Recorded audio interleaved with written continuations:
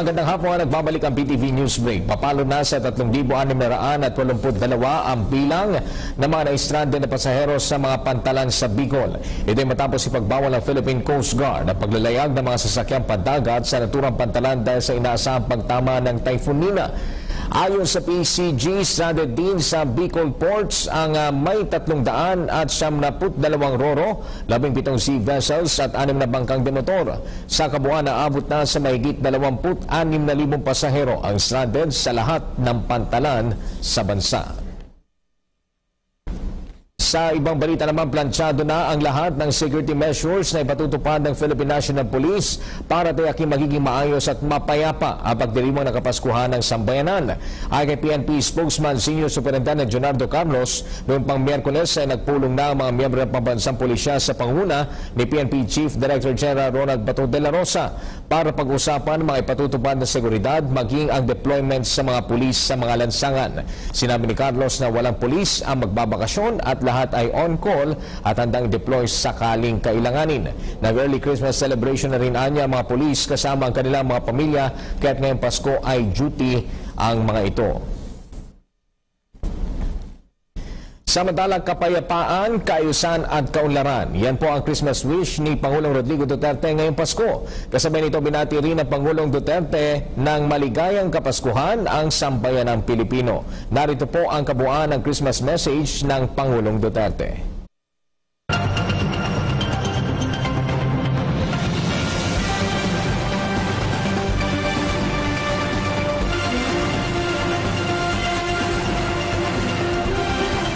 My beloved countrymen, as we remember the birth of our Savior Jesus Christ, let us celebrate with genuine compassion and desire to foster hope in our hearts.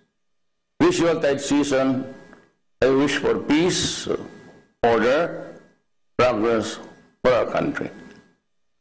Greeting you all a Merry Christmas, my family, my fellow workers in government, and let us all look forward to welcome the coming of the new year with great happiness.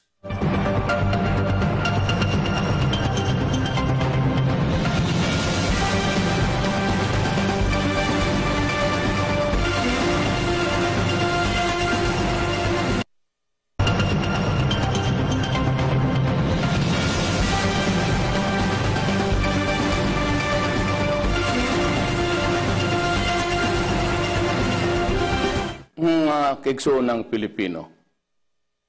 Sa atong paghinumdum, sa atong mangluluwas ng Jesus, karong Pasko, ato kaning hinumduman, pinaagi sa tinuod nga puangod para matagamta natong paglaom o mga damgo. Karong Pasko, akong pangandoy, ang kahusay, kalinaw o paglaom sa atong nasod. Mayong Pasko kaninyong tanan, gikan kanako sa akong mga pamilya o ang akong kauban sa gobyerno. Maunta ang bagong tuig malampuson sa atong mga ampo o payapa ang atong nasod.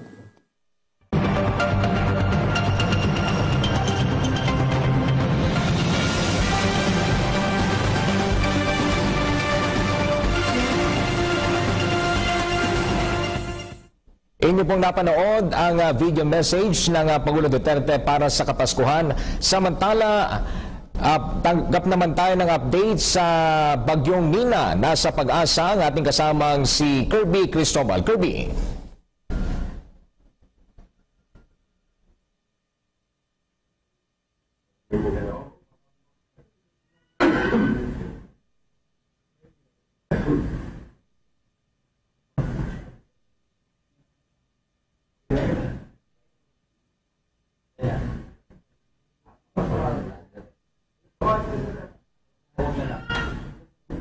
Tinatahak nitong Bagyong Nina. Antabayanan po natin.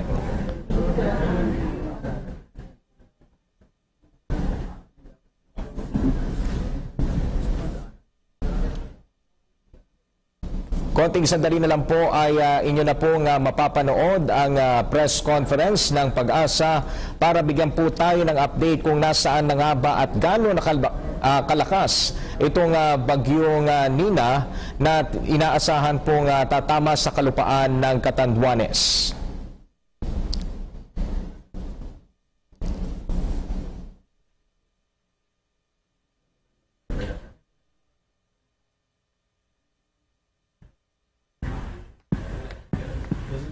Check.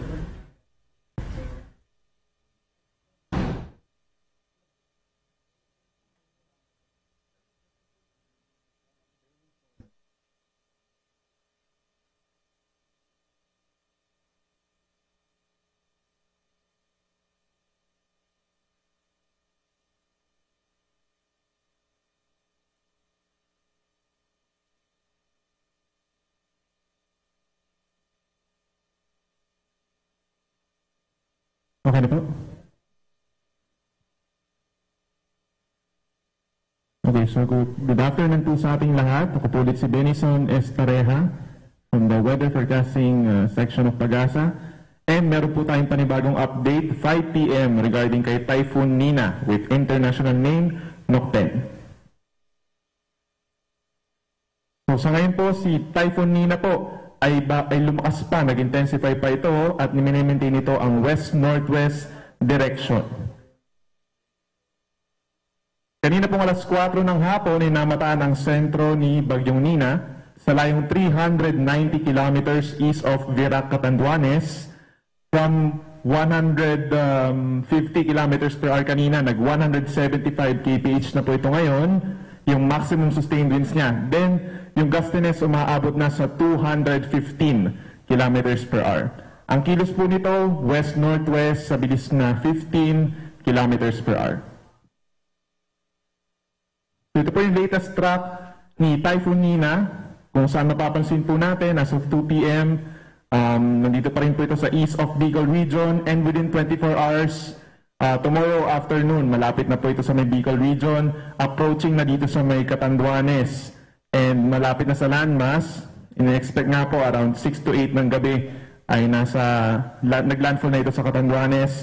Then pagsapit po ng gabi, crossing na siya sa Bicol region.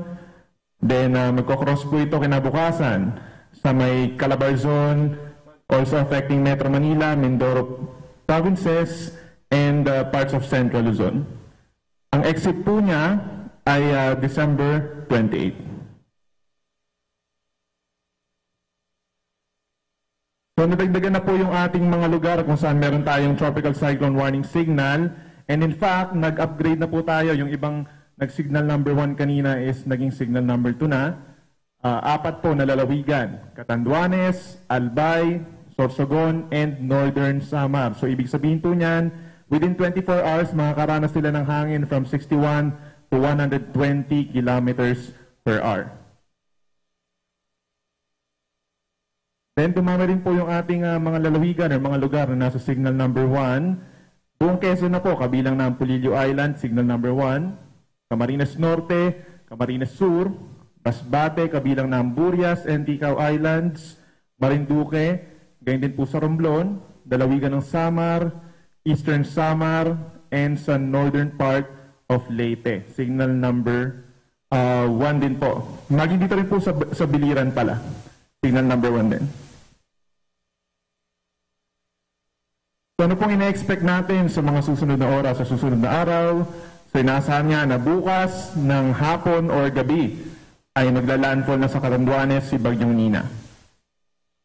Stormy weather or magiging, paulit-ulit po natin sasabihin ito, no? Masungit po magiging panahon bukas hanggang sa Monday dito po sa Metro Manila, gayon din sa Bicol Region, Calabarzon, Bulacan, Pampanga, Bataan, Zambales, Marinduque, Oriental and Occidental Mindoro, at magi dito rin po sa Northern Samar, direkta po silang maapektuhan ng Bagyong Nina.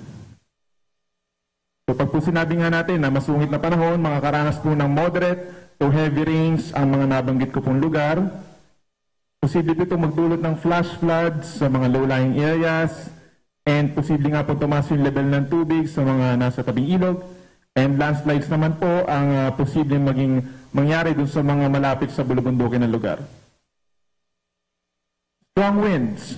So malakas din po ang hangin dahil nga po typhoon intensity ito, or pagsapit dun sa kalupaan, posibleng maging severe tropical storm. Malakas pa rin po yung dala nito ng hangin, posibleng makapagtapol o makasira ng ilang structures at makasira rin po ng mga puno. Storm surge na up to 2 meters, posible pa rin po sa Quezon, Bicol Region, and Samar area. At yung iba pa pong coastal areas, mga more or less 1 meter storm surge is possible po. So mapanganib pa rin po mag-travel, hindi lang dun sa mga nasa signal numbers 2 and 1, no? Pati dito na rin po sa seaboards of Northern Luzon, at dito rin po sa Eastern Seaboard of Central Luzon sa may Aurora. Mayroon na po itong matataas sa mga pag-alon dulot ng amihan at ni Bagyong Nina. Posible rin po tayo mag-raise ng Tropical Cyclone Warning Signal number 1 sa Metro Manila, gayon din sa Cavite, Laguna, Batangas, Rizal, gayon din po sa Aurora, Bulacan, Mindoro Provinces, Aklan, and Capiz sa susunod na 6 na oras. So within the day po, posible tayong magtaas pa dito sa mga lugar na ito. And finally, expected po natin na lalabas ito ng ating Philippine Area of Responsibility by Wednesday, December 28.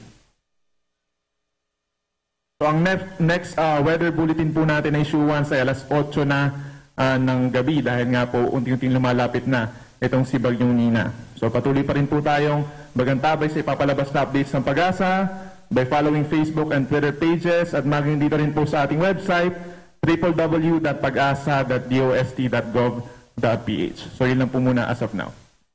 Any questions po?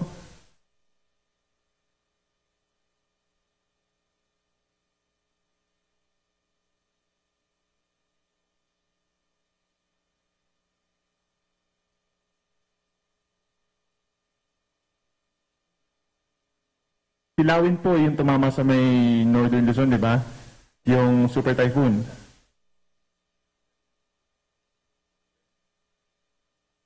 Si Lawin po kasi hindi hamak naman, mas malakas siya.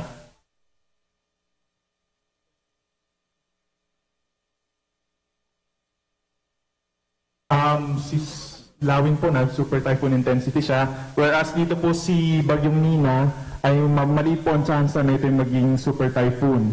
Dahil sa ngayon po nasa 175 kph ito, and malapit na siya dito sa may Bicol Region. And expected na po natin na once na tumama siya sa kalupaan, ay magkakaroon na rin ng tendency na humina itong si Nina. Unlike nga itong si Lawi na nandito siya sa may Northern Luzon.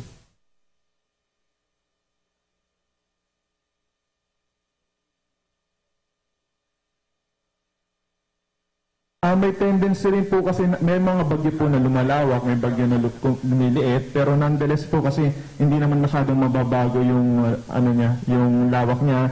And yung effect po kasi niya kapag dating dito, yun po, yun din yung mismong yung perception natin na bukas pa ng gabi, yung tama sa Catanduanes, so parang isipin ng mga tao gabi pa natin mafe-feel. So, as early as tomorrow pa lamang po ng maga, mafe-feel na rin yung lakas ng hangin at ng ulan dito sa mga lalawigan po sa Bicol Region. So, importante rin po malaman natin na 250 km radius, malawak po ito.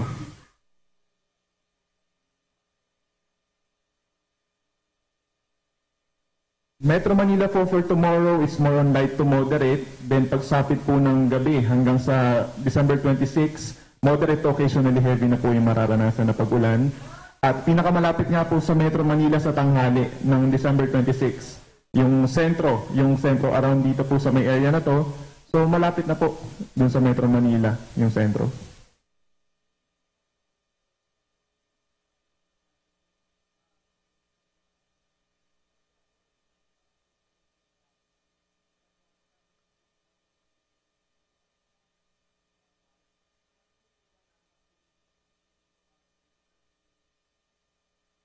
At the moment kasi, halos walang nag-i-steer dito kay Bagyong Nina, no? So pagsapit niya dito sa may pagtama niya sa kalupaan, posibleng bumilis naman ito. Pero which is good, which is actually good na hindi natin masyadong mararamdaman ng matagalan itong effect ni Nina.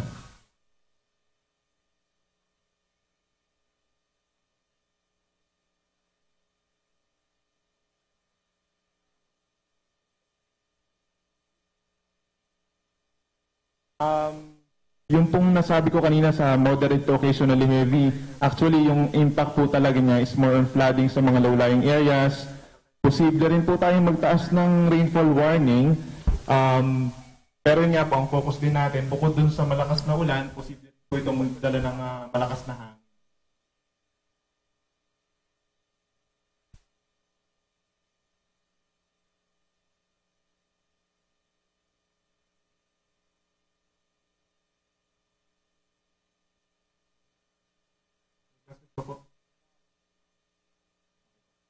Thank you po.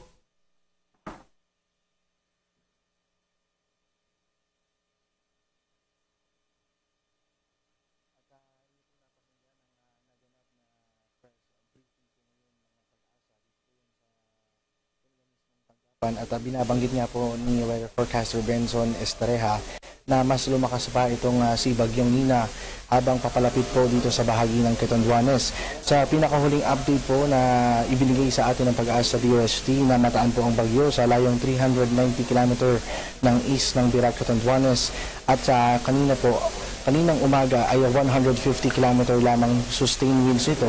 Ngayon po ay umabot na sa 175 km per hour. Habang yung pagbugso naman kanina ay nasa 175 kaninang alas 11 po yan. At ngayon po ay umabot na sa 215 km per hour. Itinaas na rin po ng Pag-asa DOST ang tropical cyclone warning signal sa apat na bahagi po ng lugar. Kabilang po dyan ang bahagi ng Catanduanes, ang Albay at Sorsogon, kasama na rin po ang Northern Samar. Samantala, ang tropical cyclone warning signal number 1 naman po ay nadaragdagan na rin sa mga oras na ito. Kanina po ay kakaunti pa lamang yung bilang at ngayon po ay kasama na rito yung Camarines Norte, Camarines Sur, Romblon, ang Masbate, kasama na po ang Ticao at Burias Island, ang Marinduque, Quezon, kasama po ang Polillo Island, Samar, Eastern Samar, Biliran, at northern part ng Leyte. Kanina po nabanggit ni Ginoong Benson Estereja na lumaki ho yung diametro nung nasabing bagyo, kaya inaasahan na anytime of the day o makalipas po ang 6 na oras ay itataas na rin po sa signal number 1 ng Metro Manila dahil nga mas lumaki yung diametro nito. Nabanggit din po na kanina na lalabas din ng nasabing bagyo dahil nga mabagal pa yung paggalaw nito na nasa 15 km per hour lamang ay lalabas po ito sa Miyerkules o December 28. So yan muna ang ating pinakahuling update mula pa rin dito sa tanggapan ng Pag-asa. Para sa PTV News, Kirby Cristobal. Maraming salamat, Kirby Cristobal. Live po yan mula sa Pag-asa. At yan ang mga pinakamainit na balita sa oras na ito. Manatili po nakatutok sa aming Facebook page o i-like ang aming PTV Twitter at PTV PH. Ako po si Ralph Obina. Magandang hapon.